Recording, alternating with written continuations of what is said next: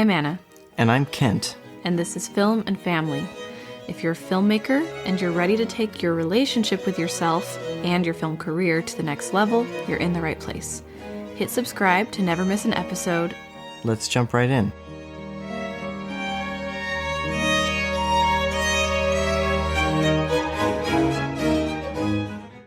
Well, we want to talk about a really great topic, but first, we actually have some announcements today. Right.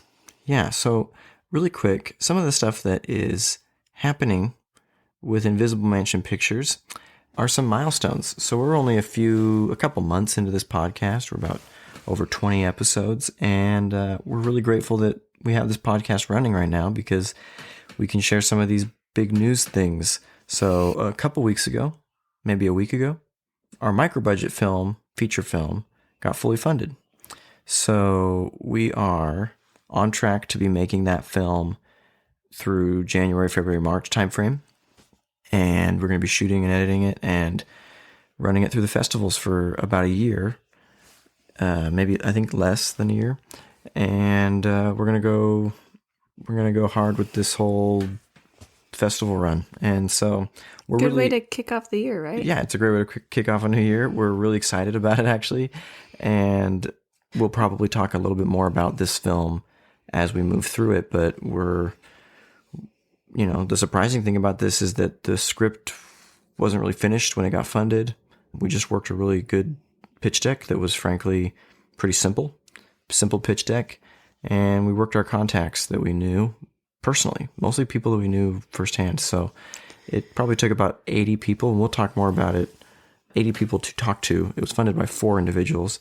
We'll talk more about the details of that, but we just want to let you know that is in the works and that there are some big things happening, and that the tools and stuff that we're talking about in this podcast are really working for us. So, yeah, and I think it's also going to be cool to see as we give you updates as we go. We're being experimental with this film in a lot of ways, trying to break new ground in the way we're telling the story, the content of the story, as well as the process of making the film. And so I think we're still solidifying that in our minds and figuring out some of those details, but we'll definitely be sharing with you guys how we're balancing this film with family for ourselves, for the crew and cast, and also it's a film about a family. So it's all going to fit very nicely into this topic. Yeah. So I think we might, here in the near future, maybe even just pitch the film to you as if you were our listener and a potential investor. You're not, because the film's fully funded. We actually had to turn investors away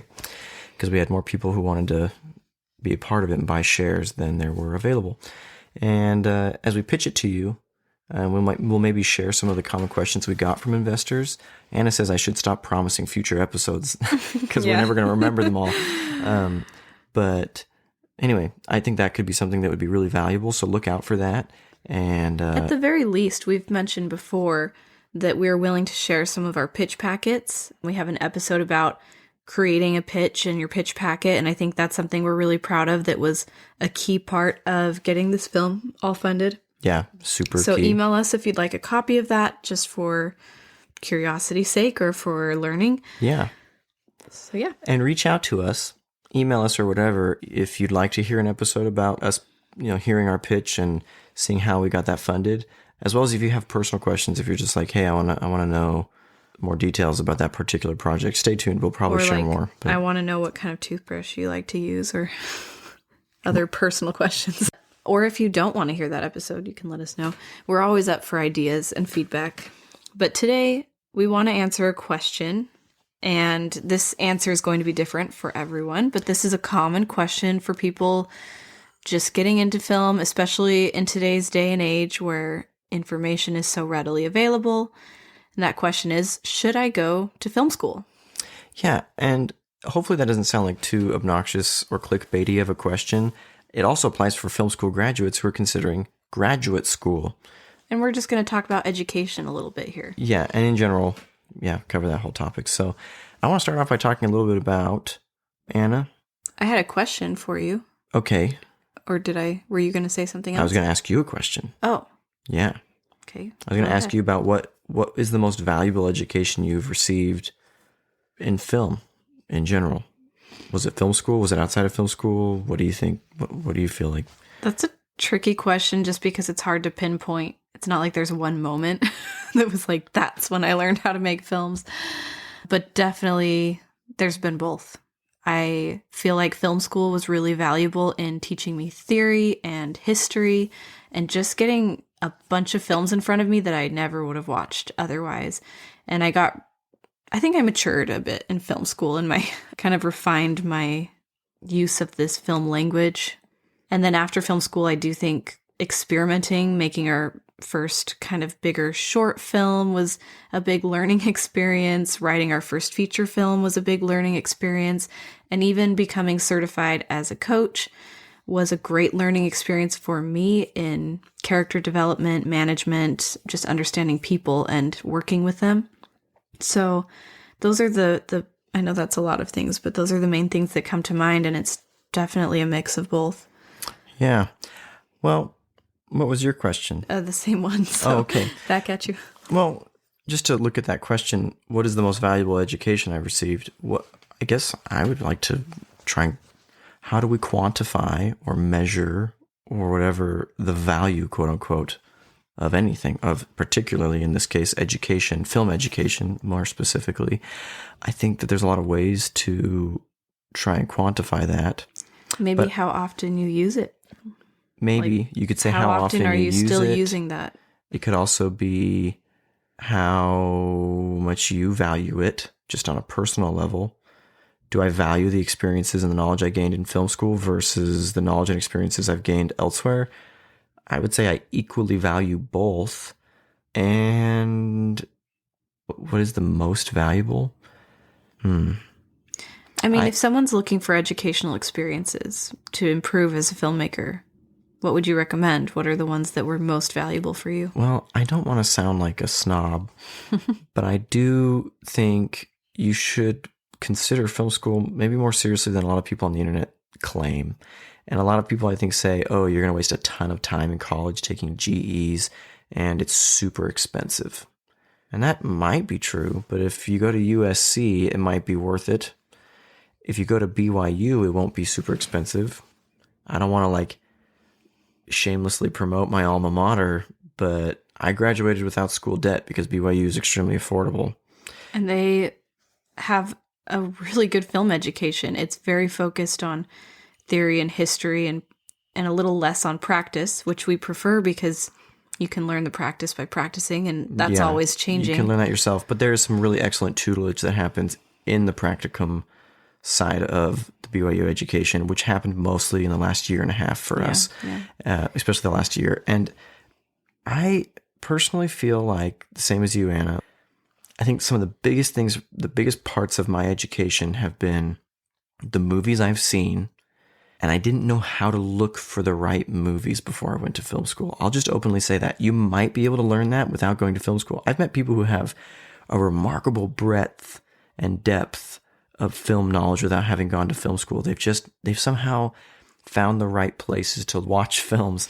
And I don't know how they figured some of those things out, but I was mostly just watching Amblin Entertainment from the 80s and 70s and a lot of bigger pictures from the 90s and stuff I grew up with. Pretty limited sort of view of cinema. And so film school for me blew my mind open. Super blew it open. I started to appreciate foreign films, super old movies, silent cinema. I started to understand the canon of cinema history. I started to think about films more deeply. And I also started to just kind of grow up and realize that films aren't the most important thing in the world, which, your very late teens, you just kind of think that whatever you're doing is the most important thing in the world by default. And so that was really helpful. You kind of realize there's things out in the world to make movies about that are more important than movies. That's why we're making movies about them. And so that I feel like I sometimes can tell the difference between filmmakers who've gone to film school and those that haven't. I'm not talking about film schools are equal. So some are very much like a technical training, which isn't without its value, but it is more and more readily available on the internet. And it does change with the times, so you have to keep up with that anyway. Yeah. And even things like Masterclass has a lot of filmmakers and screenwriters teaching courses, and that's really affordable. It's a great resource if you can't afford film school or you can't get into a film school or whatever your situation is. There are so many resources that connect you directly with, experts like Ron Howard and Aaron Sorkin and Mira Nair, and all those are people who are on Masterclass. Yeah, and if you're looking to like learn the basics of the technical side of video making and filmmaking just to kind of get a really good jump start and to whet your palate for it, then I recommend Parker Walbeck's full-time filmmaker course. He does a great job of covering all that. He has a great network that you get to be a part of when you join it. I personally can't recommend it because I haven't actually signed up for it or taken that course because I had already graduated from film school by the time he launched that stuff for the most part. So I didn't really feel like there was a lot of value there for me. But I appreciate the work he's doing out there, and I feel like he's helping a lot of people make at least videography a full-time career. Yeah, it seems like a pretty comprehensive coverage, and it'll get you to where that could be a day job for you. Yeah, at least video making of to a degree. So if you need a technical education, that's probably the cheapest and quickest way to get a great start. And if you end up going to one of these colleges, you'll be way ahead of the game if you did something like Walbeck's course.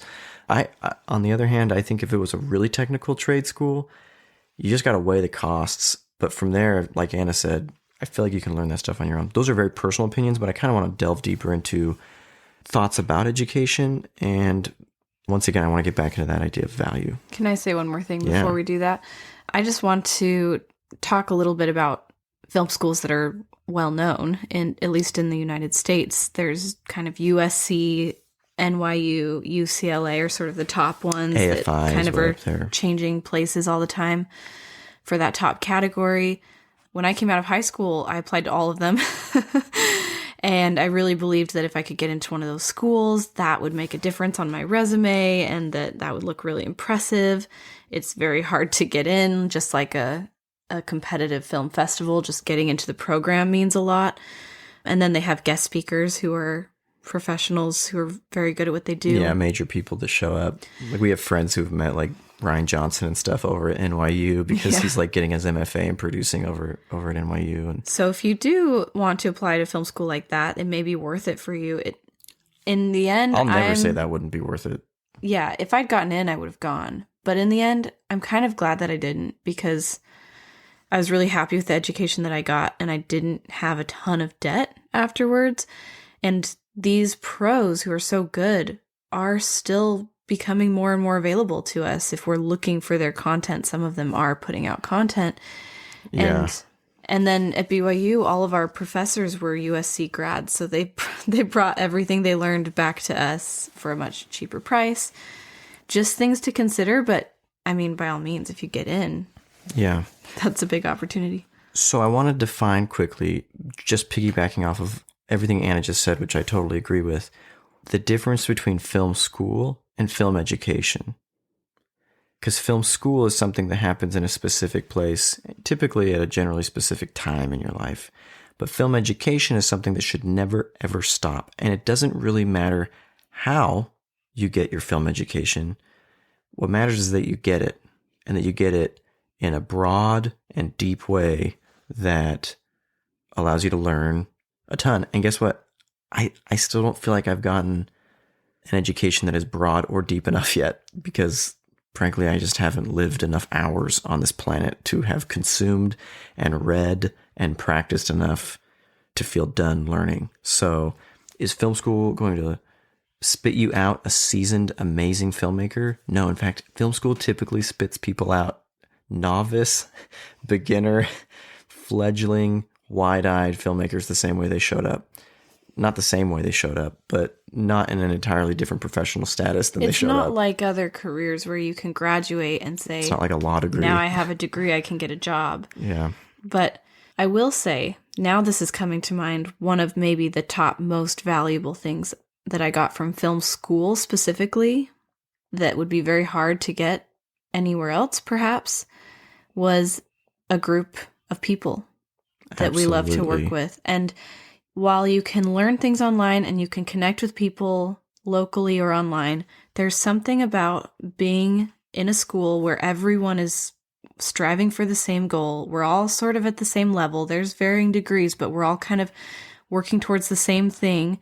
and you're just surrounded by tons of people, and you get to work with lots of them, see the work of lots of them, get feedback from lots of them.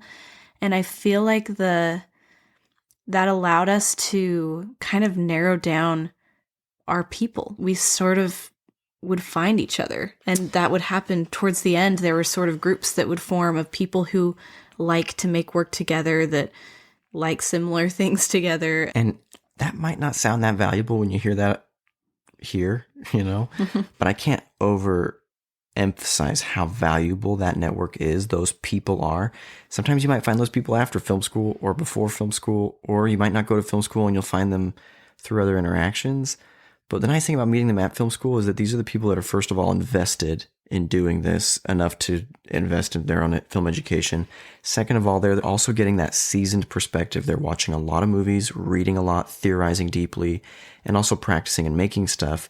And that's what's so great about meeting those people, is you can kind of get together and band your poor college selves together and make stuff without having to pay crew and whatnot.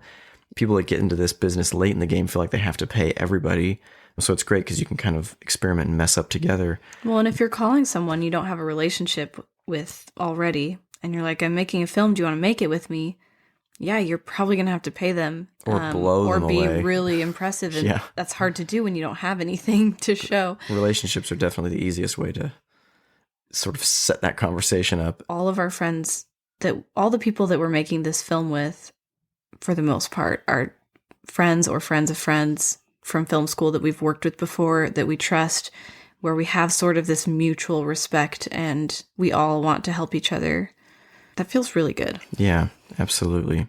So I'd say that the obvious piggyback on that is making films is also one of the best things you can do for your film education.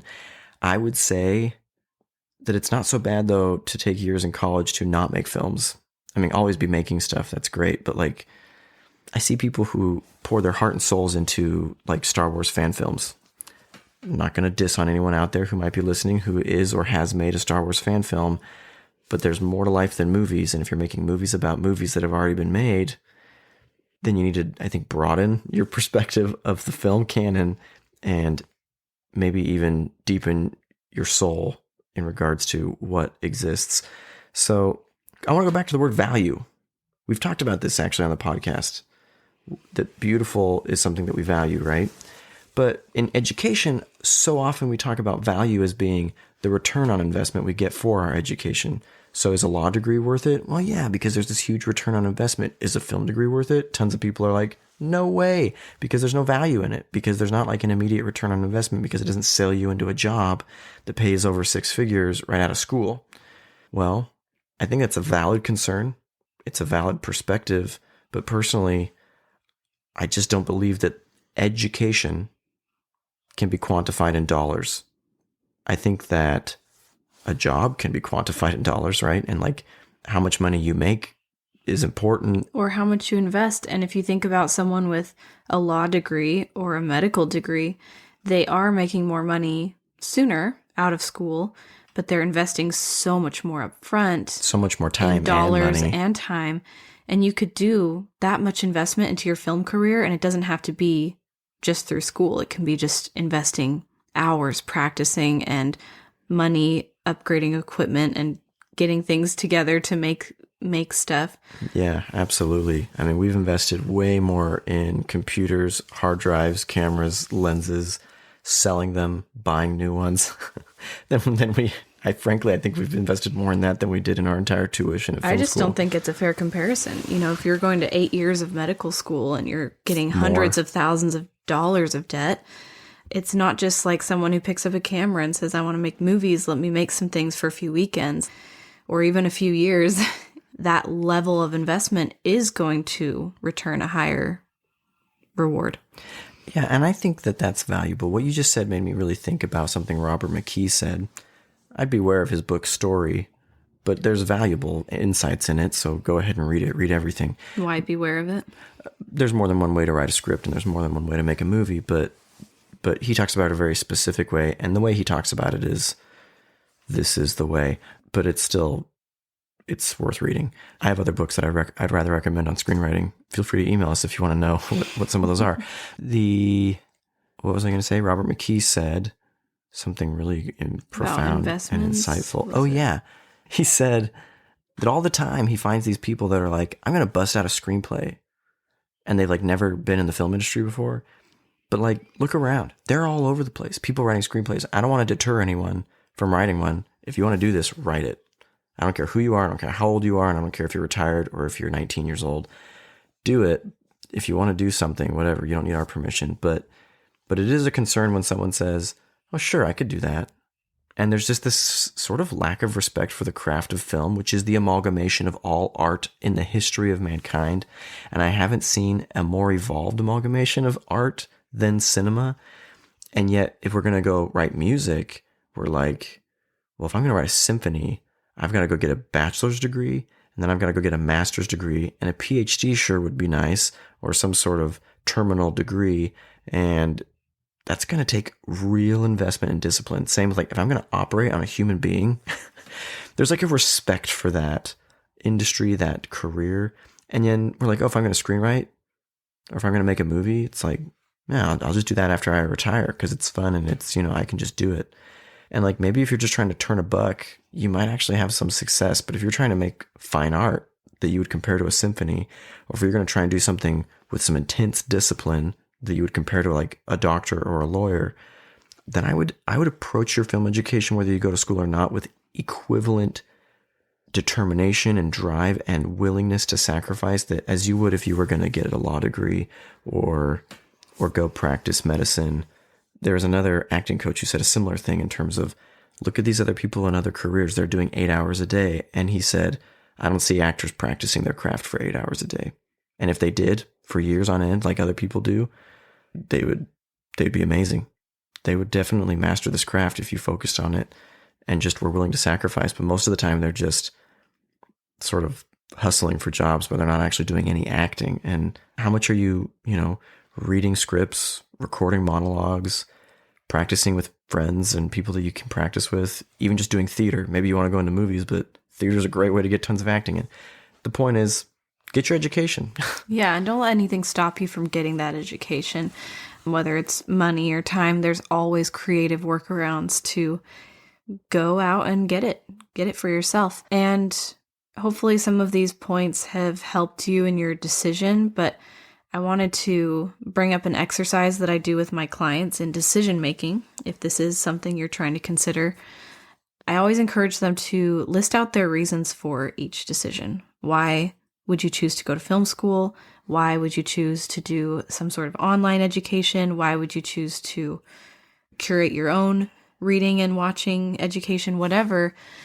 List out your options and then your reasons for each one. And pick the one that you like your reasons for the most. It's maybe not for you if you're saying, I should go to film school because I feel like I should, and that's what other people are telling me, and it seems practical. Maybe that's not a good reason to go. It's not any more practical than any other film career path. Sure. There are many ways to get to the same destination, and you can pick the one that's best for you, but I would pick one where you feel good about it. You feel like you're investing in yourself and your career, that you're passionate about it, and that might be different for everyone. Yeah. Well, I just want to encourage everyone listening to, whether maybe this was an episode you listened to and you've already decided not to go to film school, or you've already graduated from film school, to just keep learning. Keep digging into the best books that have been written about this medium. Keep watching the canonical films that have made history, not just the ones that have broken box office records, but the ones that are influencing the filmmakers that are making the films that are influencing you. Trace that genealogy back. If you're a Spielberg fan, you should definitely be watching Hitchcock and John Ford and David Lean. And if you're a Chazelle, you should be watching Umbrellas of Cherbourg, which is Jacques Demy. If you are a big fan of Kubrick, then you'll probably want to be watching. Sorry, you guys. I'm doing a lot of recall right now with my brain. The Phantom Carriage by Victor Schustrom. And then after you watch The Phantom Carriage, rewatch The Shining.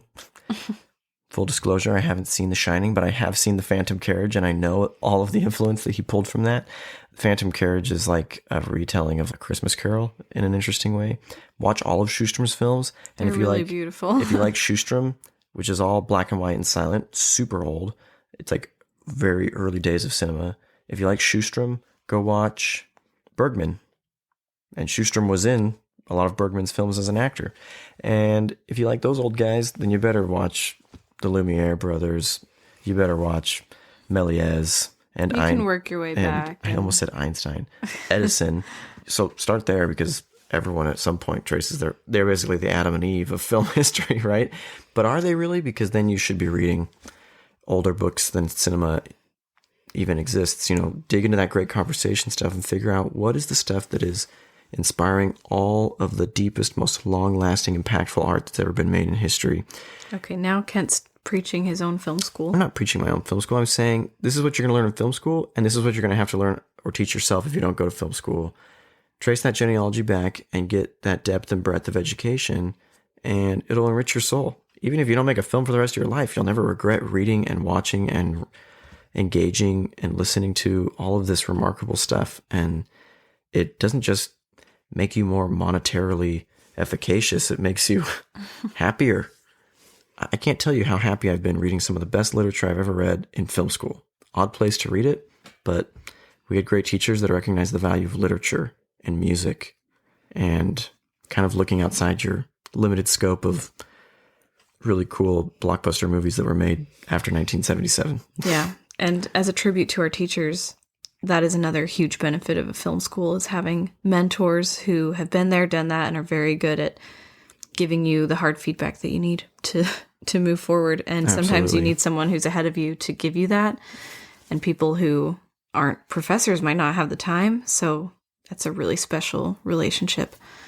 I think that about wraps up our episode today. Absolutely. Hopefully it wasn't too much of a rant, and I really do feel like that could be helpful. It was helpful for me to talk about it.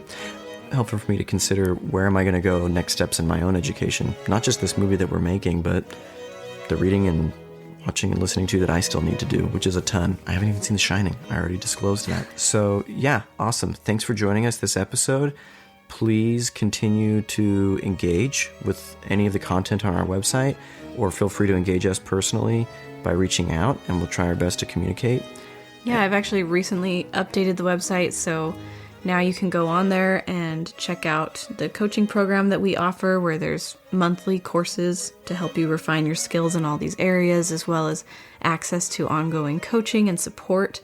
So if you need some help making these decisions, or most likely if you're listening to this podcast, you probably have a family, you might be kind of past the point of making this decision, but you might want some help moving forward with your education otherwise.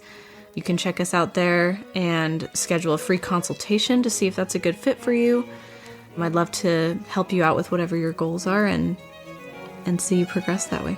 Awesome. Happy 2020. Happy 2021 on the horizon there. And we'll catch you on the next episode. See you later. Bye. Bye.